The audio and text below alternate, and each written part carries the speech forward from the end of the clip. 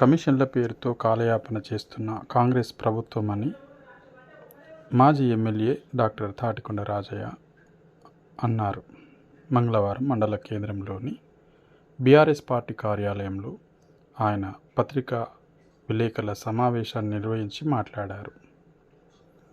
కేసీఆర్ కుటుంబాన్ని అబాస్ పాలు చేయాలనే ఆలోచనతో తెలంగాణ రాష్ట్ర ముఖ్యమంత్రి రేవంత్ రెడ్డి ఫార్ములా-1 పేరుతో డైవర్షన్ పాలన చేస్తూ కేటీఆర్పై 17 నెలల్లో 14 కేసులను చేయడం జరిగిందని ఆయన ఆరోపించారు. ఇలాంటి దుశ్చర్యలకు పాల్పడి జై తెలంగాణ, జై తెలంగాణ, డాక్టర్ రాజేంద్ర గారి నాయకత్వం వర్ధిల్లాలి. రేవంత్ రెడ్డి గారు ముఖ్యమంత్రిగా 17 నెలల రేవంత్ పాలన అట్టర్ ఫ్లాప్. ఒక్కసారి కూడా జై తెలంగాణ అనని ముఖ్యమంత్రి తెలంగాణకు చేసింది శూన్యం. 6 గ్యారంటీలు అటకెక్కినాయి. 420 హామీలు ఉష్కాకి అయిపోయింది. కమిషన్ల పేరుతోటి కాలయాపన చేస్తూ ఉంది. ఫార్ములా ఈ కార్ రేస్ పేరుతో డైవర్షన్ పాలిటిక్స్ చేస్తూ 17 నెలల్లో 14 అక్రమ కేసులు బనాయించడం జరిగింది. ఓటుకు నోటు విషయంలో పట్టుబడ్డ రేవంత్ రెడ్డి కక్షపూరితంగా ఏదో రకంగా కల్వకుంట్ల కుటుంబాన్ని లేదా కేటీఆర్ గారిని, కేసీఆర్ గారిని, హరీష్ రావుని జైలుకు పంపాలనే ఉబలాటంలో ఫ్రస్ట్రేషన్లో రేవంత్ రెడ్డికి ఏం చేయాలో తోచడం లేదు.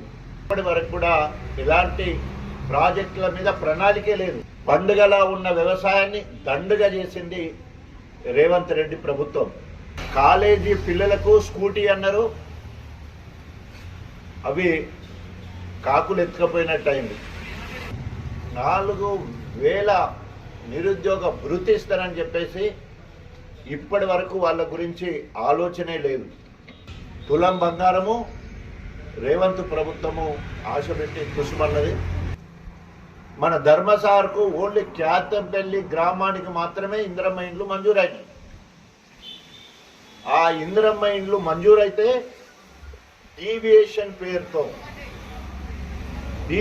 పేరుతోటి కట్టిన ఇండ్లకు బిల్లులు చేయాలంటే ఈఈ, డిఈ, ఏఈ ముగ్గురు సర్టిఫై చేస్తున్న వాళ్ళకి బిల్లు వచ్చే పరిస్థితి ఉన్నది.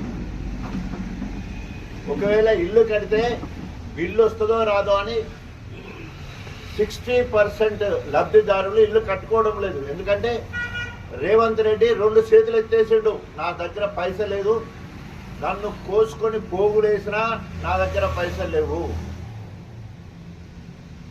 అప్పు కోసం ఢిల్లీకి వెళ్తే చెప్పులు ఎత్తుకపోయేటట్టు చూసినట్టు నన్ను చూస్తున్నారు.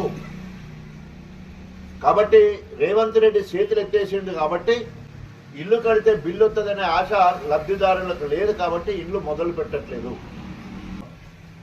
2 డిమాండ్లు. ఒకటి, మీరిచ్చే 5 లక్షలలో 1,50,000 అడ్వాన్స్గా ఇవ్వండి మీకు చిత్తశుద్ధి ఉంటే. రెండోది, డీవియేషన్ గురించి పట్టించుకోవద్దు. అసలు స్థలం లేక, ఇల్లు లేక కిరాయి ఇండ్ల పరిస్థితి ఏంది? ఇల్లు లేని వాళ్లకు, ఇండ్లు కట్టుకోవడానికి జాగా లేని వాళ్లకు వెంటనే ప్రభుత్వ స్థలాలను వారికి కేటాయించి వారికి ఇల్లు మంజూరు చేయాలని డిమాండ్ చేస్తూ ఉన్నాం. ఈ రకంగా అలివి కాని హామీలు ఇచ్చి 6 గ్యారంటీలను అటకెక్కించి 420 హామీలను పట్టించుకోకుండా 17 నెలలు మమా అనిపించుకున్నాడు. 46 సార్లు రేవంత్ రెడ్డి ఢిల్లీకి పోయిండు తప్ప తెలంగాణకు ఒరిగింది ఏం లేదు. ఇక్కడ కడియమేమో బీఆర్ఎస్ పార్టీకి నమ్మక ద్రోహం చేసి కాంగ్రెస్కు పోయిందని చెప్తా ఉన్నాడు. కానీ కాంగ్రెస్ను తొక్కేస్తున్నారని అసలు కాంగ్రెస్ వాళ్ళు అందరూ కూడా మాకు ఇల్లు ఇవ్వడం లేదు, మమ్మల్ని తొక్కేస్తున్నారని అసలు కార్యకర్తలు బాధపడుతున్నారు. సీఎం తన అనుచరులతో భూ కబ్జాలు చేయిస్తా ఉన్నాడు. లేటెస్ట్ గా శివుడిపల్లిలో తన అనుచరుడు ప్రభుత్వ స్థలాన్ని పక్కా సర్వే నెంబర్ వేసి కబ్జా చేసుకొని అమ్మే ప్రయత్నం చేస్తే ప్రభుత్వ అధికారులు కడియం శ్రీహరికి భయపడి భక్తితోనా తెలియదు కానీ భూ కబ్జాలకు పాల్పడుతున్న అనుచరులకు సహకరిస్తున్నాడు. తప్పకుండా ప్రభుత్వ పరంగా చట్టం ఎవరికి చుట్టం కాదు, తప్పకుండా అందరి మీద చర్య తీసుకునే వరకు మేము పోరాటం చేస్తాం. అదేవిధంగా కడియం అనుచరులు భూ కబ్జాలే కాకుండా అరాచకాలు చేస్తూ ఉన్నారు. డబ్బులు తీసుకొని ఇందిరమ్మ ఇండ్లు ఇస్తున్నారు. కానీ ఈరోజు కార్యకర్తలకే, ఇక్కడైతే కాంగ్రెస్ కార్యకర్తలు కాదు కడియం అనుచరులే ఈరోజు ఇక్కడ అరాచకాలు చేస్తున్నారు, భూ కబ్జాలు చేస్తూ ఉన్నారు, అవినీతికి పాల్పడుతున్నారు. గణపురం నియోజకవర్గంలో కడియం కాంగ్రెస్ కు ఓటు అడిగే హక్కు లేదు. తప్పకుండా రేవంత్ ప్రభుత్వం స్థానిక ఎన్నికలు ఎప్పుడు పెట్టినా ఎదుర్కోవడానికి సిద్ధంగా ఉన్నాం. నా ప్రాణాన్ని అడ్డేసైనా బీఆర్ఎస్ శ్రేణులను కాపాడతా. ప్రజా ఇచ్చిన హామీలు నెరవేరే వరకు వెంటబడాలి, వేటాడాలి, తరిమి కొట్టాలి. బీఆర్ఎస్ శ్రేణులు ఎక్కడికక్కడ సంసిద్ధంగా ఉండాలి. ఊరూరా గులాబీ జెండా ఎగరేస్తామని చెప్పి తెలియజేసుకుంటూ సెలవు తీసుకుంటాం. జై తెలంగాణ, జై తెలంగాణ, జై తెలంగాణ.